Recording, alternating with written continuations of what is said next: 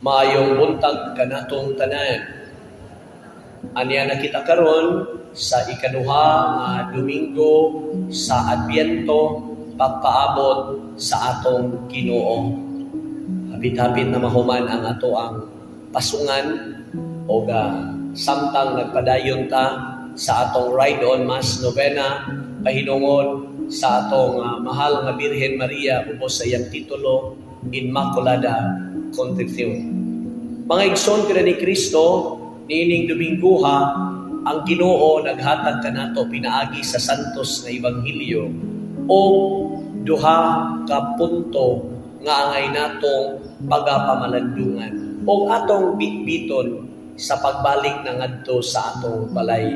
Una mga igsoon nga punto sa atong pamalandong karon mao si Juan nga prekursor.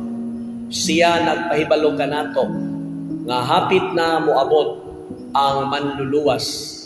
Siya nga prekursor nagsinggit o nagpahibalo kanatong tanan. Basuli ang inyong mga sala.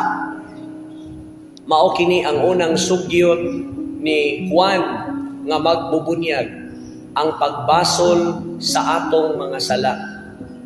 Baya mga igsoon, niining kapanahunan sa Adbyento ang pag-abot sa atong Ginoo diha sa atong kasaulugan sa iyang pagkatao, niining iyang tinuig nga pagsaulog nato.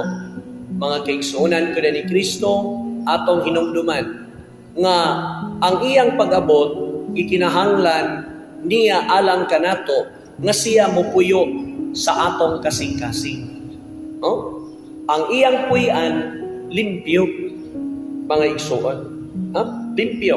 Basic man kana siya.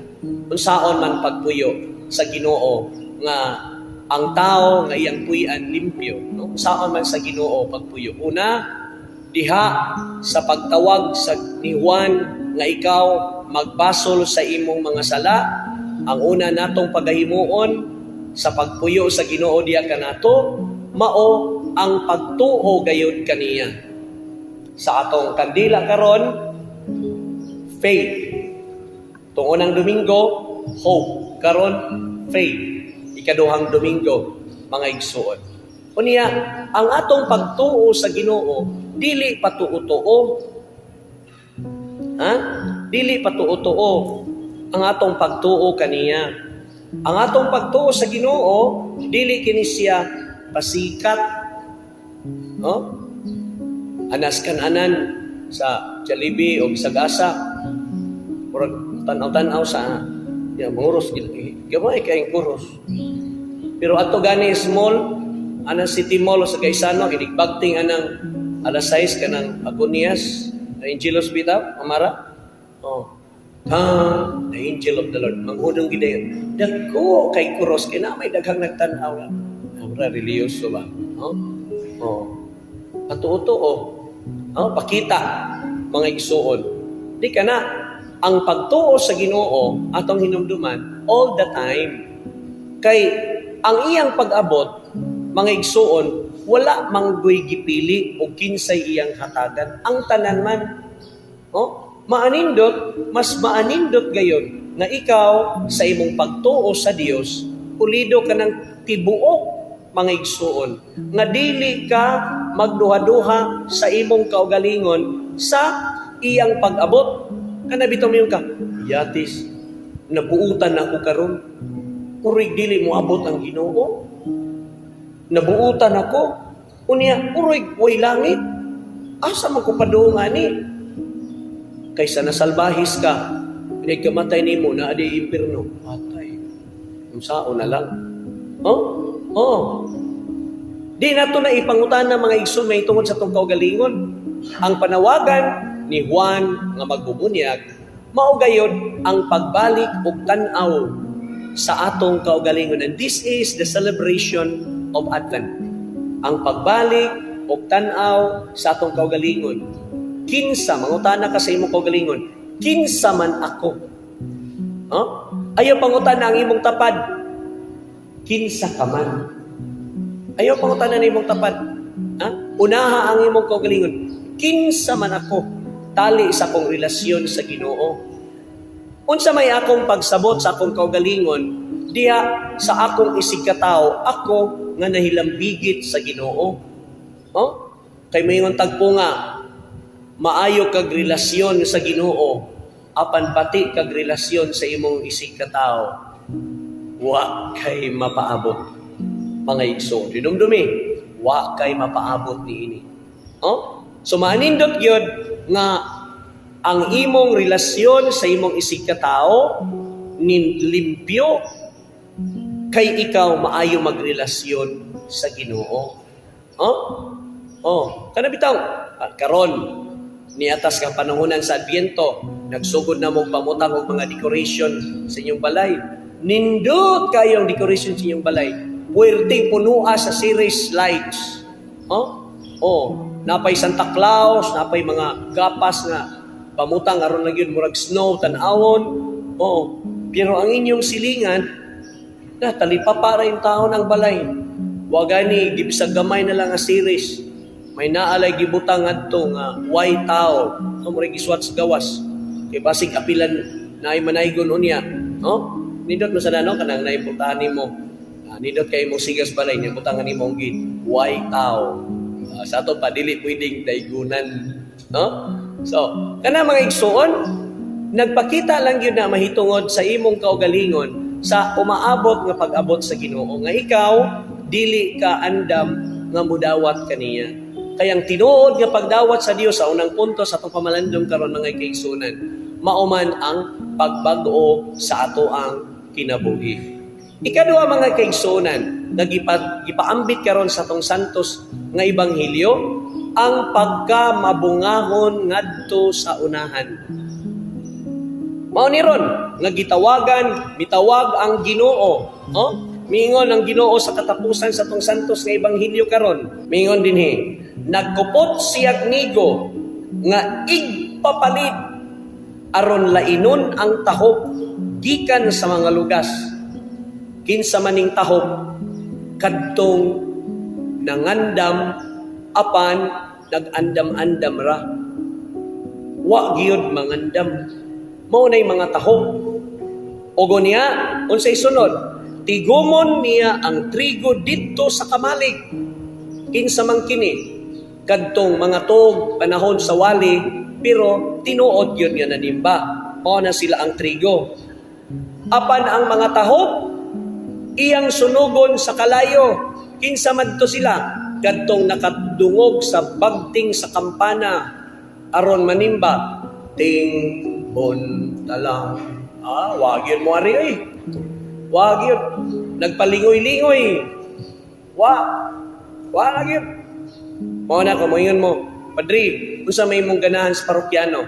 Kanang ining manimba niya inigwali mato o kanang di gyud mo ari? Ay mas maayo na lang ng mato igwali oy kaysa wag yun. Mas maayo na lang na mga igsoon. Malipay na lang ko ni ana. Bahalag dili mo mga usab o kanus mo mausab, depende na na.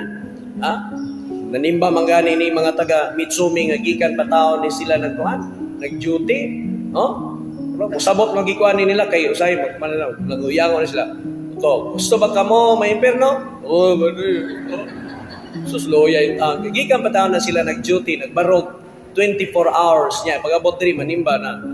Pangutanas pare, ganahan ba kamo nga maghikog? Bari.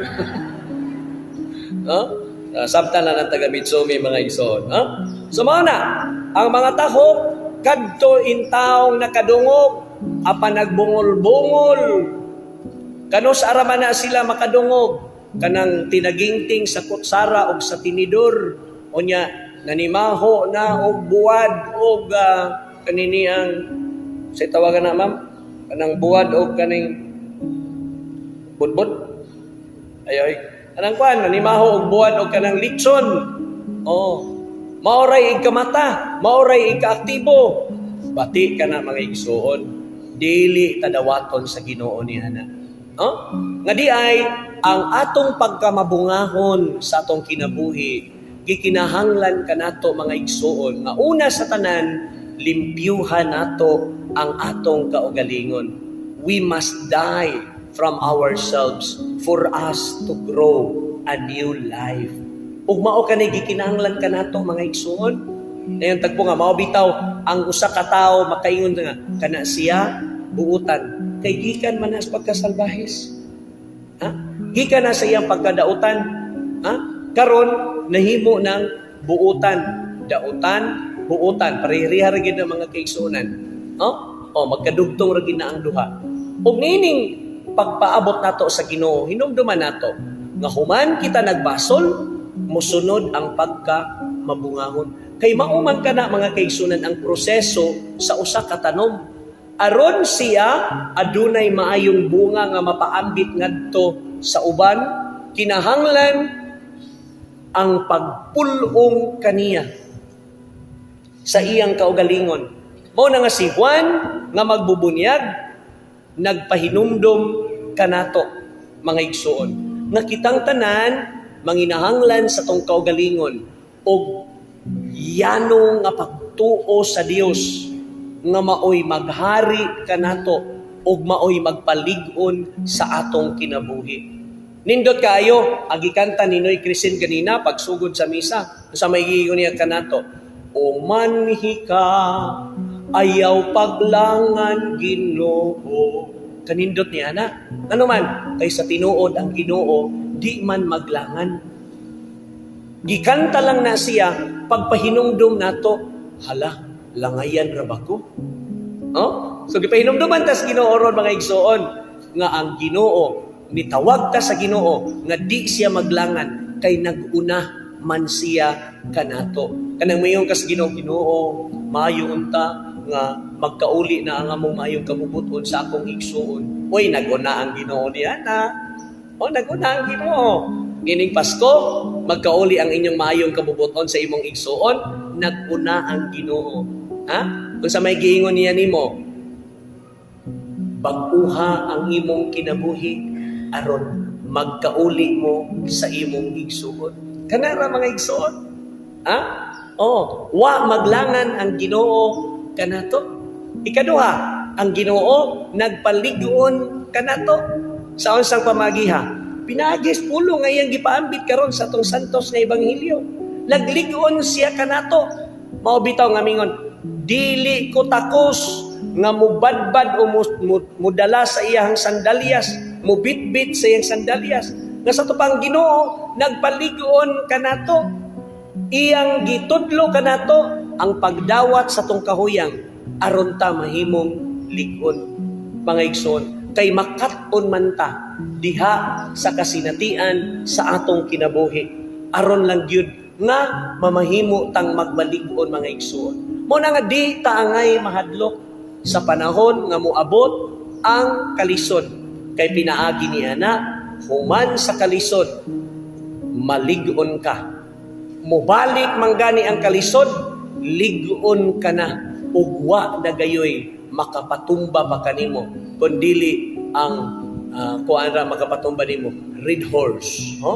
Mauray makapatumba nimo mga igsoon.